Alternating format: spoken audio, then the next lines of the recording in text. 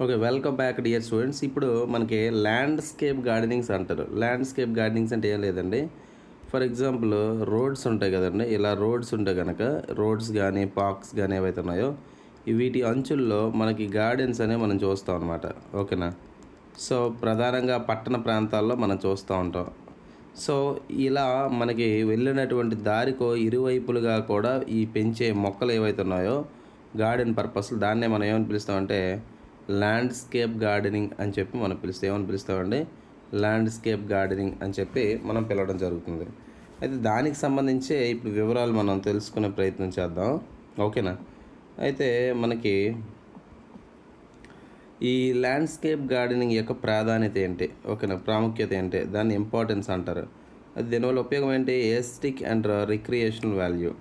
అంటే ఏం లేదండి. మనకి ఏంటంటే రిక్రియేషనల్ వాల్యూస్ అంటే ఫర్ ఎగ్జాంపుల్ విశ్రాంతి అనేది ఏదైతుందో విశ్రాంతి, అదేవిధంగా స్ట్రెస్ అనేది ఏదైతుందో స్ట్రెస్ అనేది పోవడానికి సాధారణంగా ఈ ల్యాండ్‌స్కేప్ గార్డెనింగ్స్ అనేది ప్రధానంగా ఉపయోగపడతాయి.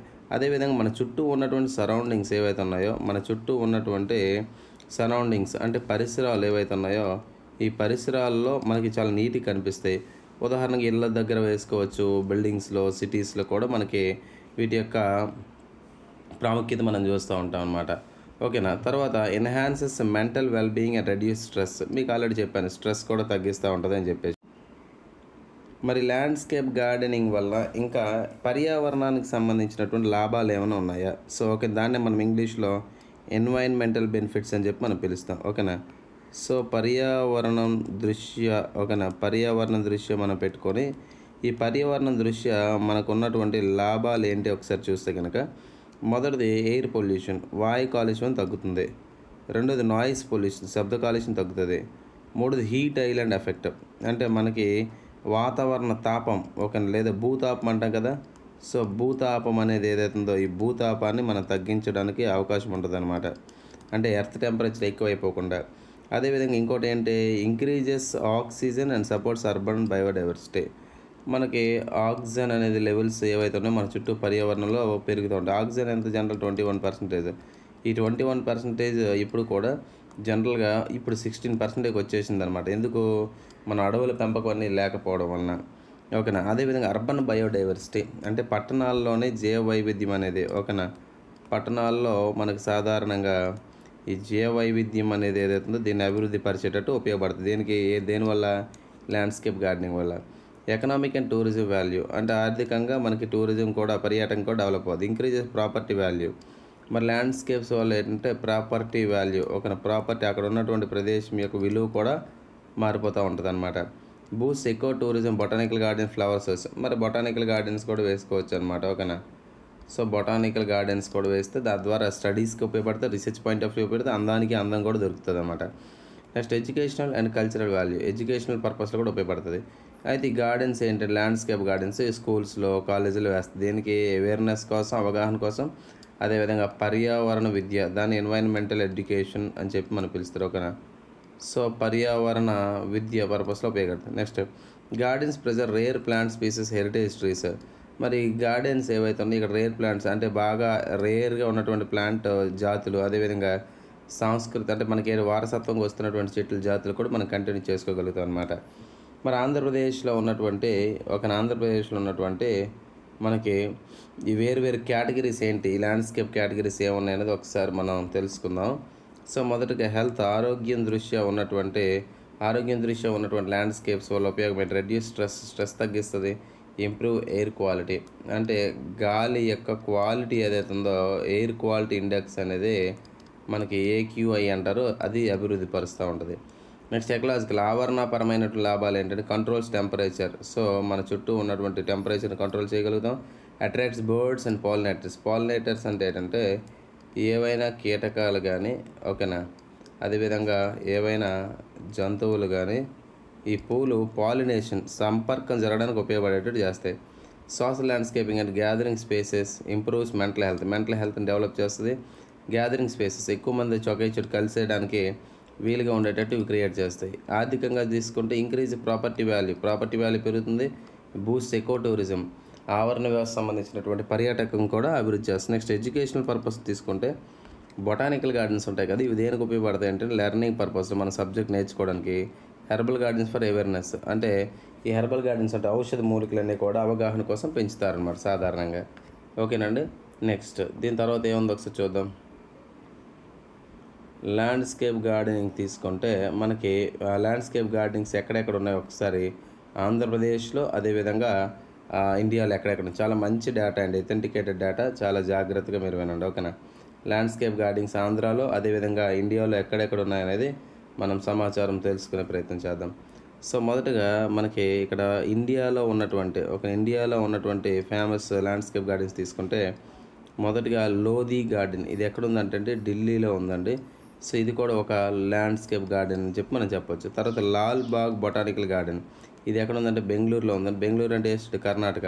సో అక్కడ ఉన్నది ఏంటిది, బొటానికల్ గార్డెన్ ఇది. ఓకేనా, బొటానికల్ గార్డెన్ అన్నమాట. తర్వాత బృందావన్ గార్డెన్స్. ఓకేనా, బృందావన్ గార్డెన్స్ ఎక్కడ, మైసూర్లో ఉందండి. ఇది మొఘల్ సామ్రాజ్యానికి సంబంధించినటువంటి కాలం నుంచి ఉన్నది, ప్లస్ మోడర్న్ గార్డెన్ కూడా ఇది. ఓకేనా. తర్వాత రాక్ గార్డెన్ ఉంది. రాక్ గార్డెన్ రాళ్ళతో ఉన్నటువంటి ప్రాంతంలో మనకి ఎడారి మొక్కలు పెంచుతారు, దాన్ని రాక్ గార్డెన్స్ అని చెప్పేసి మనం పిలుస్తారనమాట. ఇది ఎక్కడ ఉందంటే చండీగఢ్లో ఉంది. ఎక్కడ ఉందంటే ఇది చండీగఢ్లో ఉంది. ఇది ఆర్టిస్టిక్, అదేవిధంగా మోడర్న్. ఆర్టిస్టిక్ అంటే మనం అనుకున్న విధంగా వేస్తారు, అదేవిధంగా మోడర్న్ గార్డెన్ కూడా. Next Mughal gardens. ఓకే, దాన్ని ప్రజెంట్ అమృత్ ఉద్యాన్ అని చెప్పేసి పిలుస్తా ఉన్నాను. ప్రజెంట్ ఏమని పిలుస్తుంటారు దీన్ని, అమృత్ ఉద్యాన్ అని చెప్పి ప్రజెంట్ పిలుస్తూ ఉన్నారు. ఇది ఎక్కడ ఉందంటే రాష్ట్రపతి భవన్ అండి, ఆ రాష్ట్రపతి భవన్ దగ్గర ఉంది, ఢిల్లీ. ఇది ఫార్మల్ గార్డెన్ అనమాట. ఇది ఫార్మల్ గార్డెన్గా మనం పిలుస్తాం. నెక్స్ట్ తీసుకుందాం విజయవాడ. ఇది ఆంధ్రప్రదేశ్లో. విజయవాడ తీసుకుంటూ విజయవాడలో రాజీవ్ గాంధీ పార్క్ ఉంది, భవానీ ఐలాండ్ ఉంది. ఒక రాజీవ్ గాంధీ పార్క్ ఒకటి, భవానీ ఐలాండ్, ఈ రెండు కూడా మనకు విజయవాడలో. తర్వాత విశాఖపట్నం ఉడా పార్క్ ఉంది, కైలాసగిరి హిల్ గార్డెన్ ఉంది. తర్వాత Tirupati urban greenery near temples green belts. So green belts అదే టెంపుల్స్ దగ్గరలోనే అర్బన్ గ్రీనరీ ఉంది, అక్కడ ఉన్న మున్సిపల్ వాళ్ళు చూసుకుంటారు ఇది. తర్వాత కర్నూలు జిల్లా garden areas near tourist spots. చూడండి ఇక్కడ వార్వకల్లు అని పిలుస్తున్న ప్రాంతంలో ఏంటంటే టూరిస్ట్ ప్లేస్ ఉందో అక్కడ గార్డెన్ ఏరియాస్ కనబడుతూ ఉంటాయి. తర్వాత అనంతపూర్లో ఎకో పార్క్స్ ఉన్నాయి, అర్బన్ బ్యూటిఫికేషన్ డ్రైవ్స్, అంటే ఈ మున్సిపాలిటీ చేత అభివృద్ధి చేయబడుతున్నటువంటి అర్బన్ బ్యూటిఫికేషన్ డ్రైవ్స్ అనేవి అక్కడ అనంతపురంలో కనబడుతూ ఉంటాయి. ఇది ఆంధ్రాలో మరి ఇండియాలో ఉన్నటువంటి క్రాప్స్. ఓకేనా. తర్వాత ప్లాంటేషన్ క్రాప్స్ గురించి మనకు మెన్షన్ చేశారండి. ఓకేనా, ప్లాంటేషన్ క్రాప్స్ అంటే ఏంటంటే ఫర్ ఎగ్జాంపుల్ మనం విత్తనాలు వేసి నాటేటువంటి పంటలు ఏవైతే ఉన్నాయో అవన్నీ కూడా ప్లాంటేషన్ క్రాప్స్ అంటారు. సో చూడండి, plantation crop management is the branch of horticulture that deals with the cultivation and scientific management of perennial crops grown on large scale mainly for commercial and industrial purpose. So ఇదేంటి ఒకసారి దీని meaning క్లారిటీగా మనం తెలుసుకుందాం అండి. So plantation crop management అంటే ఏంటంటే మనం కొన్ని పంటలు పండిస్తాం. ఫర్ ఎగ్జాంపుల్ అండి, మనం కోకోనట్ తీసుకుందాం, కొబ్బరి కూడా కొబ్బరి కాయలు వేసి మొక్కలని తీసుకొచ్చి దాన్ని కావాల్సినటువంటి చోటును మనం వేయడం సాధారణంగా చూస్తూ ఉంటాం. ఓకేనా. అయితే ఇక్కడ మనకి ఏంటంటే దీని యొక్క ప్లాంటేషన్ క్రాప్ మేనేజ్మెంట్ డెఫినేషన్ ఏంటంటే మనకి పెరీనియల్ క్రాప్స్ అంటే ఏంటంటే జీవితాంతం కూడా ఓకేనా, ఒకసారి వేస్తే చాలా కొన్ని వందల సంవత్సరాలు బ్రతుకుతాయి అన్నమాట. ఓకేనా, అలా జీవితాంతం కూడా మనకి కంటిన్యూస్గా మనం వ్యవసాయం చేసుకోవాలి, లార్జ్ స్కేల్ అధిక మొత్తం లాభం రావాలి. అదేవిధంగా అవి కమర్షియల్ పర్పస్లోనే, అదేవిధంగా పారిశ్రామికంగా, అదేవిధంగా వాణిజ్యపరంగా మనకు ఉపయోగపడాలన్నమాట. ఇవి ఎందుకు, దీని యొక్క ప్రాధాన్యత ఏంటంటే these crops are major foreign exchange earners through exports. So ఇలా మనం వేసిన మొక్కలు ఏవైతే ఉన్నాయో ఎక్కువగా ఇన్కమ్ తెచ్చుకోవడానికి, ఫారిన్ ఎక్స్చేంజ్ బయట దేశాలకు మనం ఎగుమతి చేయడానికి ఉపయోగపడతాయి. Provide raw material for oil, beverages, fibre, rubber industries. మరి రబ్బర్ ఇండస్ట్రీస్లో, fibre kind of industries, beverages అంటే ఈ వైన్ తయారు చేసే ఇండస్ట్రీస్లో, ఆయిల్ తయారు చేసే అన్నింటిలో కూడా మనకి ఇక్కడ ఉన్నటువంటి ప్లాంటేషన్స్ అంటే చిన్న చిన్న మొక్కలు, ఇవన్నీ కూడా రా మెటీరియల్స్కి ఉపయోగపడతాయి. సపోర్ట్ ఎంప్లాయ్మెంట్ జనరేషన్, ఉద్యోగ అవకాశాలు కల్పిస్తే for tribal and hill areas, కొండ ప్రాంతంలో ఉన్నటువంటి వారు గిరిజనులకు ఉద్యోగ అవకాశాలు కల్పిస్తారు. Useful for inter cropping systems. Inter cropping ఏంటంటే అంతర్ పంటలో కూడా మనకి ఇవి ఉపయోగపడుతూ ఉంటాయి. అంతర్ పంట అంటే ఏంటంటే ఏదైనా ఒక పెద్ద పంట వేసి ఆ మధ్యలో ఒక పంట వేయడం, ఫర్ లాంగ్ టర్మ్ ఇన్కమ్, ఎక్కువ ఇన్కమ్ రావడానికి అనమాట. మరి ఇక్కడ మనకి ఇలా ప్లాంటేషన్ క్రాప్స్ ఎక్కడెక్కడ ఆంధ్రాలో ఉన్నాయో ఒకసారి మనకు తీసుకుంటే east Godavari, west Godavari. West గోదావరిలో కోకోనట్ బాగా కొబ్బరి పండిస్తారు. అదేవిధంగా ఆయిల్ పామ్ తీసుకుంటే విజయనగరం జిల్లాలో అయితే గరివిడి అని పిలుస్తున్నటువంటి ఒక ప్రాంతంలోనే ఆయిల్ పంప్ ఇండస్ట్రీ కాస్త పెద్ద ఇండస్ట్రీస్ 2 ఉన్నాయన్నమాట. తర్వాత అరకు, విశాఖపట్నంలో తీసుకుంటే ఇక్కడ కాఫీ ఇండస్ట్రీస్ ఉన్నాయి. నెల్లూరు, ప్రకాశం క్యాజు. ఇక్కడ క్యాజు అంటే నెల్లూరు, ప్రకాశంకి వచ్చేసరికి జీడిపప్పు అనేది మనకు అధికంగా దొరుకుతూ ఉంది. గుర్తుపెట్టి ఎక్కువ జీడిపప్పు ఎక్కడ దొరుకుతుంది, తక్కువ కాస్ట్ జీడిపప్పు ఎక్కడ దొరుకుతుంది అంటే శ్రీకాకుళంలో దొరుకుతుంది అన్నమాట. ఓకేనా. సో ఇక్కడ కూడా కాస్ట్లు ఉన్నాయి, కాకపోతే ఏంటంటే యాజ్ పర్ ద కంటెంట్. ఓకేనా. మరి ఇది స్టేట్ ప్రకారం. మరి ఇండియాలో ప్రధానంగా ప్లాంటేషన్ క్రాప్స్ ఏమేమి చేస్తారనేది ఒకసారి అది కూడా మనం చూసే ప్రయత్నం చేద్దాం. సో కేరళ తీసుకుంటే కోకోనట్, రబ్బరు. రబ్బర్ అనేది లేటెక్స్ని తయారు చేస్తారు. కోకోనట్ అంటే మీకు తెలుసు కదా, కొబ్బరి. ఓకేనా. కోకోనట్ అంటే కొబ్బరి. సో ఈ 2 కూడా ఇక్కడ. తర్వాత తమిళనాడు, కర్ణాటకలో టీ, కాఫీ అనేది అధికంగా మనకు దొరుకుతూ ఉంటుంది. తర్వాత గోవా, మహారాష్ట్రలో క్యాజు అంటే ఏంటి తెలుసు కదా మీకు, జీడిపప్పు. క్యాజు అంటే ఏంటండి, జీడిపప్పు. సో ఇక్కడ ఇవి అధికంగా మనకు దొరుకుతూ ఉంటాయి అన్నమాట. మరి పోస్ట్ హార్వెస్ట్ టెక్నాలజీస్ అంటే పంట పండిన తర్వాత మనం ఎట్లా నిల్వ చేసుకోవాలి. ఓకేనా. ఇవి కూడా మనకి ఇంపార్టెంట్. అంటే ఎక్కడెక్కడ మన ప్రాసెసింగ్ యూనిట్స్ ఉంటాయి కదండి. ప్రాసెసింగ్ యూనిట్స్ అంటే ఇప్పుడు కోల్డ్ స్టోరేజ్లో ఉంటాయి కదా. సో కోల్డ్ స్టోరేజ్లో విత్తనాలు సపరేట్ చేసి ఇండస్ట్రీస్ ఉంటాయి కదా. ఇవన్నీ కూడా మనకి పోస్ట్ హార్వెస్టింగ్ టెక్నాలజీస్ అనమాట. అంటే పోస్ట్ అంటే తర్వాత, హార్వెస్ట్ అంటే పంట కోత అనమాట టెక్నాలజీ. ఇవి ఎలా మనం నిల్వ చేసుకో హార్టికల్చర్ ప్రాసెసింగ్ యూనిట్స్ ఉంటాయి అన్నమాట. ఇదేంటి మనకి కోసినటువంటి పంటను ప్రాసెస్ చేయడానికి, ప్రిజర్వేషన్ నిల్వ చేయడానికి, ప్యాకింగ్ చేయడానికి, స్టోరేజ్ నిల్వ చేయడానికి, మార్కెటింగ్ వ్యాపారం పర్పస్లోనే ఏంటంటే హార్టికల్చర్ యూనిట్స్లోనే సెల్ఫ్ లైఫ్ విత్తనాలు లేదా మొక్కల యొక్క జీవితం అనేది కాస్త ఎక్కువ పేరు నిల్వ చేసే కాలం ఎక్కువ ఉన్నట్టు. రెడ్యూస్ లాసెస్, నష్టాలు లేకుండా వాటికి విలువ పెంచేలా చేస్తారు అన్నమాట పోస్ట్ హార్వెస్ట్ టెక్నాలజీలో. ఇక్కడ పోస్ట్ హార్వెస్ట్ టెక్నాలజీలో ఏంటంటే ఈ పద్ధతిలో reduce post harvest loss 20 to 40% in fruits, vegetables. So పండ్లు మరియు కూరగాయలు. ఓకేనా. పండ్లు మరియు కూరగాయలు అనేటివి ఏవైతే ఉన్నాయో ఇవి పండించినటువంటి కూరగాయలు లేదా పండ్లు అనేవి 20 నుంచి 40% నష్టపోకుండా అంటే కుళ్ళిపోకుండా ఉంచేదానికి తీసుకోవాల్సిన జాగ్రత్తలు కొన్ని ఉంటాయి అన్నమాట ఈ పద్ధతిలో. మరి ఇందులో value addition through pickles, pulp, juices, powders. ఈ పోస్ట్ హార్వెస్టింగ్ మెథడ్లోనే మనకి పచ్చళ్ళు ఇవన్నీ ఉంటాయి కదా, జ్యూసెస్, పౌడర్స్ అన్నీ కూడా కాస్త ఎక్కువ కాలం నిల్వ చేయొచ్చు మనం కొన్ని పద్ధతులు వాడి. Supports food processing industries and farmer income. రైతు యొక్క ఆదాయానికి. ఓకేనా. సో రైతు యొక్క ఆదాయం అనేది అభివృద్ధి పడేటట్టు కూడా ఈ ఇండస్ట్రీస్ ఉపయోగపడతాయి. అయితే దేనికి ఇవన్నీ ఎక్స్పోర్ట్స్ బయటకి ఎగుమతులకి, కోల్డ్ చైన్స్కి, అదే ఫుడ్ పార్క్స్ అన్నిటికి కూడా మనకి పోస్ట్ హార్వెస్ట్ టెక్నాలజీలో అప్లై చేస్తారు. ఆంధ్రప్రదేశ్లోని ప్రధానంగా ఈ ప్రాసెసింగ్ యూనిట్స్ ఎక్కడెక్కడ ఉన్నాయి. చిత్తూరు తీసుకుంటే, ఓకేనా, మనం ఆల్రెడీ ముందు వీడియోలో కూడా మాట్లాడుకున్నాం. చిత్తూరు తీసుకుంటే మామిడి. ఓకేనా. చిత్తూరులో దొరికే మామిడి ఏదండి, మనం మొదటి వీడియోలో మాట్లాడుకున్నాం పామాలజీలో. అదేంటి, బనగానపల్లి అనే విలేజ్లో దొరుకుతున్నటువంటి మామిడి. అదేంటి, బంగినపల్లి. ఓకేనా, బంగినపల్లి అని చెప్పి అంటారు. సో చిత్తూరులో మ్యాంగో పల్ప్ ఇండస్ట్రీస్ ఎక్కువ.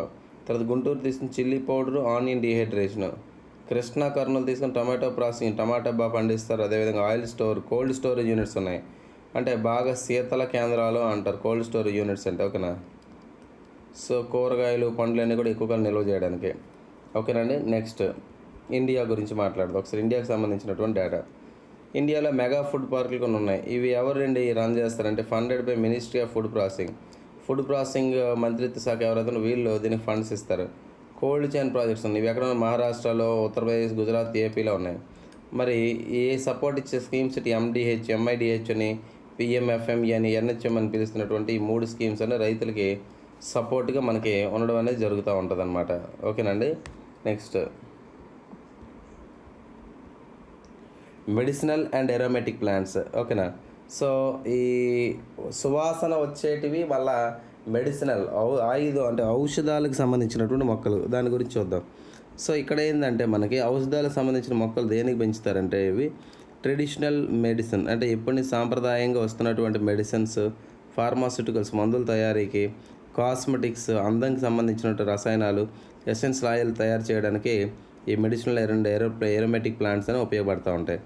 సోర్స్ దేనికి సార్ ఇవన్నీ అంటే ఆయుర్వేదంలో వాడతారు, యునానీలో వాడతారు, సిద్ధ అనే మెడికల్ పద్ధతిలో వాడతారు, మోడర్న్ మెడిసిన్లో కూడా వాడతారు. ఇవన్నీ కూడా high global demand for herbal and organic products. ఇప్పుడు ఇండియా అండ్ ప్రపంచం మొత్తం కూడా ఆర్గానిక్ ఫార్మింగ్, ఆర్గానిక్ ఫుడ్స్ మీద పడింది అనమాట. ఎందుకంటే మనిషి ఒకప్పుడు 120 సంవత్సరాలు బ్రతికేవాడు, తర్వాత 90 అయింది, ఇప్పుడు 60 సంవత్సరాలు ఉంటే చాలు అన్నట్టుంది అనమాట. ఓకేనా. తర్వాత can be grown on dry, degraded, లో ఫెర్టిలైజర్ ల్యాండ్స్. తక్కువ సారవంతం కలిగినటువంటి భూముల్లో కూడా ఇవి పెంచవచ్చు. అదేవిధంగా ఇంకోటి ఏంటి, జనరేట్స్ ఎంప్లాయ్మెంట్. ఓకే, నీవేంటి ఉద్యోగం అవకాశాలు కల్పిస్తే ఎక్స్పోర్ట్ పొటెన్షియల్ కూడా, అంటే బయట దేశాలు పంపించే సామర్థ్యం కూడా ఎక్కువ ఉన్నవి ఇవి. ఓకేనా.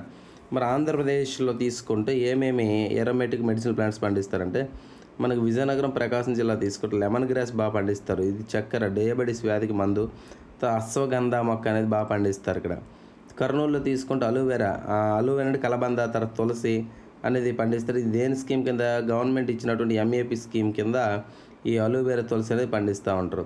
సపోర్ట్ ఎవరు దీన్ని సపోర్ట్ ఇస్తారు, ఆయుష్ వాళ్ళు, ఎన్ఎంపీబీ వాళ్ళు కూడా మనకు ఆంధ్రప్రదేశ్లోని హార్టికల్చరల్ విభాగంలోని మెడిసినల్ ఏరోమేటిక్ ప్లాంట్స్కి అభివృద్ధికి ఉపయోగపడుతూ ఉంటారు. ఓకేనా. మరి ఈ మెడిసినల్ ప్లాంట్స్, ఏరోమేటిక్ ప్లాంట్స్ ఇండియాలో ఉన్నట్టు లీడింగ్ స్టేట్స్ ఏంటనేది ఒకసారి తీసుకుంటే, మన లీడింగ్ స్టేట్స్ మధ్యప్రదేశ్, ఛత్తీస్గఢ్, ఉత్తరాఖండ్, ఆంధ్రప్రదేశ్ ఇవన్నీ కూడా లీడింగ్ స్టేట్స్ అనమాట. చూడండి, India exports USA, Europe, Japan, UAE. So భారతదేశం నుంచి మెడిసినల్ ప్లాంట్స్ ఏమి వెళ్తాయంటే ఎక్కడెక్కడికి వెళ్తాయి, యూఎస్ఏకి వెళ్తాయి, అదేవిధంగా యూరప్కి వెళ్తాయి, అదేవిధంగా యునైటెడ్ అరబ్ ఎమిరేట్స్కి వెళ్తాయి, అదేవిధంగా జపాన్కి వెళ్తాయి అనమాట. ఓకేనా.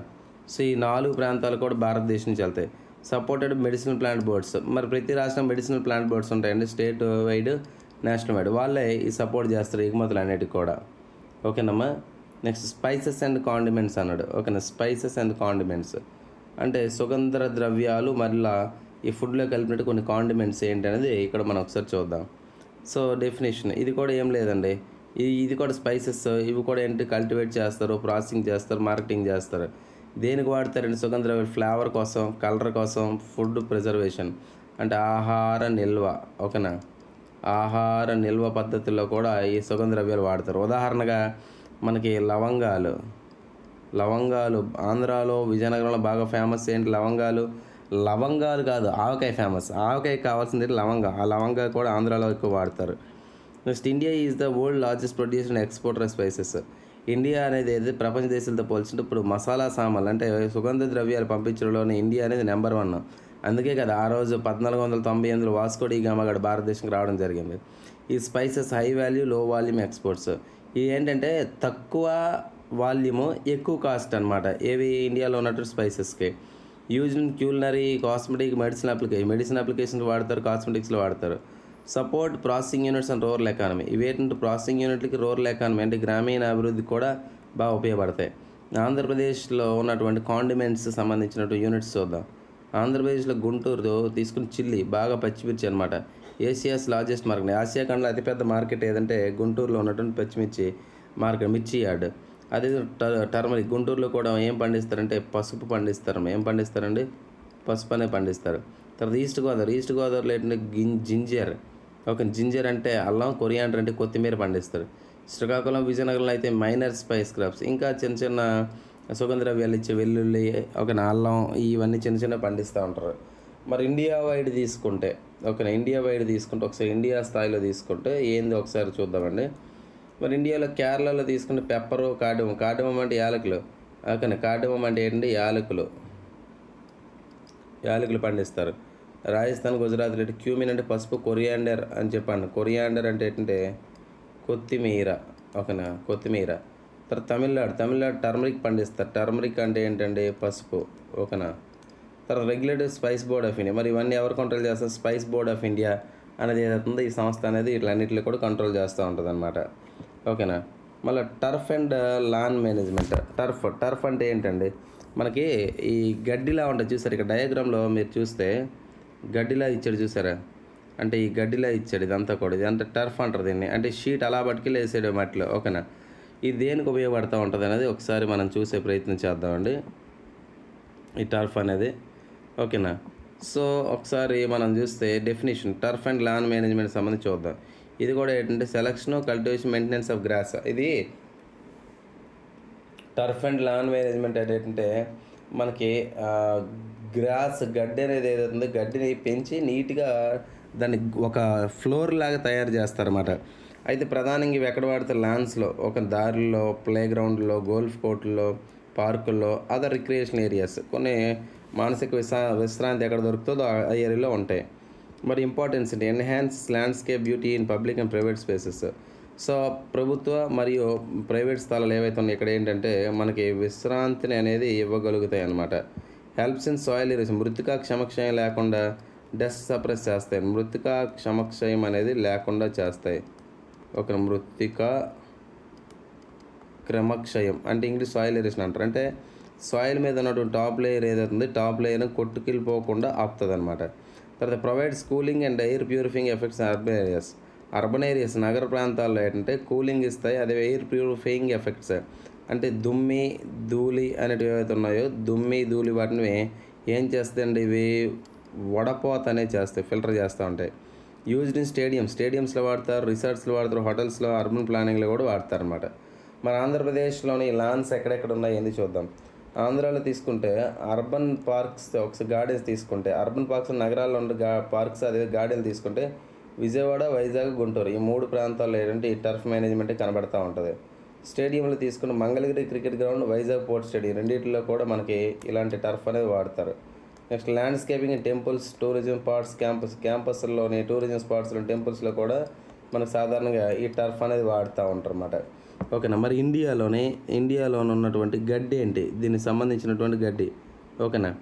సో ఇండియాలో దీనికి సంబంధించినటువంటి శ్రేష్టమైన గడ్డి మనం ఒకసారి తీసుకుంటే డూబ్ గ్రాస్ అంటారు. దీన్ని సైనోడన్ డాక్టిల్ అని అంటారు. వైడ్లీ యూజ్డ్ అక్రాస్ ఇండియాలో ఏంటంటే డూబ్ గ్రాస్ అనేది ఎక్కువ వాడుతూ ఉన్నారు. డూబ్ గ్రాస్ అంటే తెలుగులో డూబ్ గడ్డి అని చెప్పి పిలుస్తారు. ఏమని పిలుస్తారండి? డూబ్ గడ్డి ఓకేనా. Landscaping Delhi, Mumbai, Hyderabad, Bengaluru. Adapted smart cities and national green మిషన్లో భాగంగా మనకి ఏంటంటే స్మార్ట్ సిటీస్లోనే పెద్ద పెద్ద నగరాల్లోనే ఇవి ఇంట్రడ్యూస్ చేయడం అనేది జరిగిందనమాట. ఓకేనమ్మా. Next nursery management. Okay, nurseries అంటే మీకు తెలుసు ఓకేనండి. నర్సరీ మేనేజ్మెంట్ అనేది ఎలా చేస్తారు ఏంటి, వాట్ ఈజ్ వాట్ అనేది ఒకసారి చూద్దాం. ఏంటి నర్సరీ మేనేజ్మెంట్ ఎలా చేస్తారో దీనికి సంబంధించి అంటే కనుక నర్సరీ మేనేజ్మెంట్ ఏ లేదండి. ప్రాపగేషన్స్ అంటే శాఖీ వ్యాప్తిలో కొత్త మొక్కలు తయారు చేస్తారు. Raising and supply of healthy planting materials, ఆరోగ్యంగా ఉన్నటువంటి ప్లాంటింగ్ మెటీరియల్స్ సప్లై చేస్తారు. ఇంక్లూడింగ్ సీడ్లింగ్స్ అంటే విత్తనాలు, మొలకెత్తే విత్తనాలు ఏవైతే ఇవి కానీ, శాప్లింగ్స్ అదే శాప్లింగ్స్ అంటే మొలకెత్తిన నారు కానీ, గ్రాఫ్ట్స్ కానీ, క్వాలిటీ సీడ్స్ కానీ ఈ నర్సరీ మేనేజ్మెంట్ పద్ధతిలో ఏంటంటే సప్లై చేయడం జరుగుతూ ఉంటుంది. ఇంపార్టెన్స్ ఏంటి ప్రాధాన్యత. Provides foundation for crop success and yield. So nurseries వల్ల ఉపయోగపడినట్టు క్రాప్ సక్సెస్ అవ్వడానికి అవకాశం ఉంది. ఎందుకంటే వీటిని టెంట్స్ కింద పెట్టి ఎండ తగలకుండా చూసి మొక్కలు బాగా పెంచి అప్పుడు రైతులకు అమ్మడం జరుగుతుంది. దాని ద్వారా ఏమవుతుంది, మంచి ఈల్డ్ వస్తుంది. ఈల్డ్ అంటే ఏంటంటే దిగుబడి అని చెప్పి పిలుస్తారు. ఏమని పిలుస్తారంటే దిగుబడి, మంచి దిగుబడి వస్తుంది అనమాట.